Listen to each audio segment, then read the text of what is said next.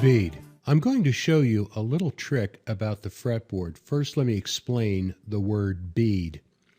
If we count forward in the cycle of fourths, B, C, D, E is 4 letter names higher, and in particular, it would be 2.5 steps or a perfect fourth.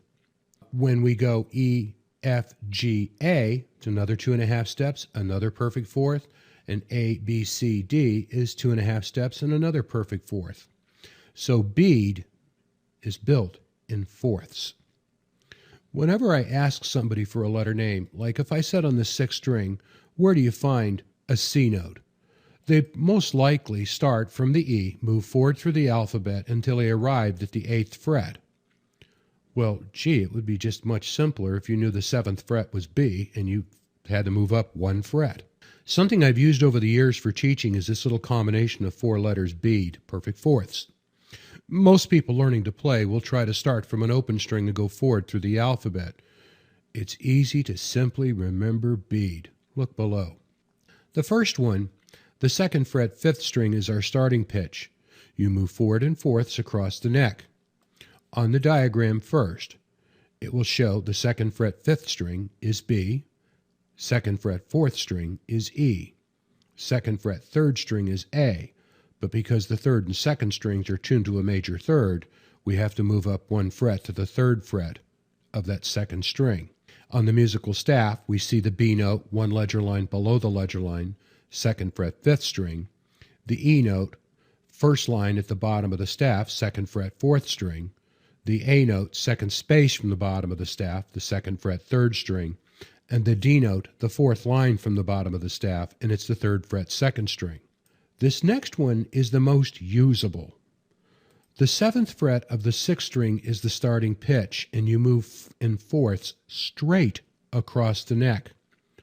On the diagram first, we see the 7th fret of the 6th string is B, 7th fret 5th string is E, 7th fret 4th string is A, and 7th fret 3rd string is D.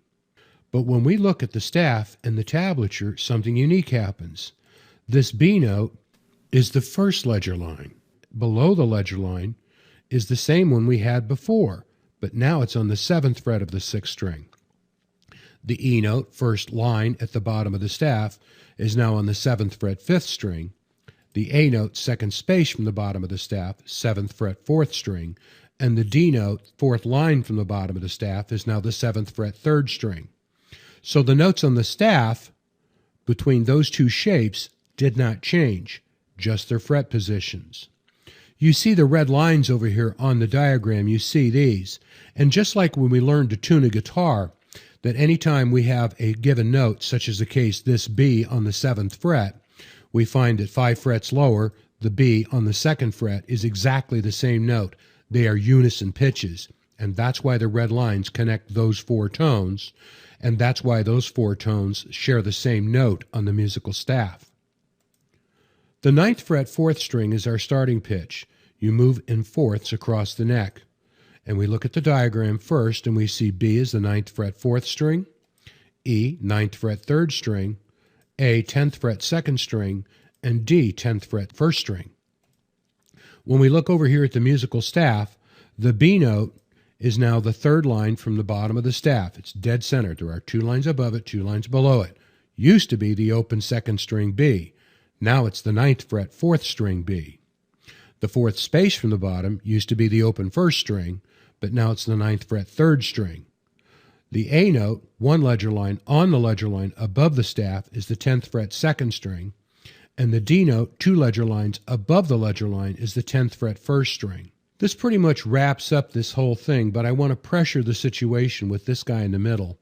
This one is the most usable, and the reason being is that we have a tendency with you younger people to play rock power chords, and the 6th, 5th, and 4th strings are the big power chord shapes, whether they be 2-string or 3-string.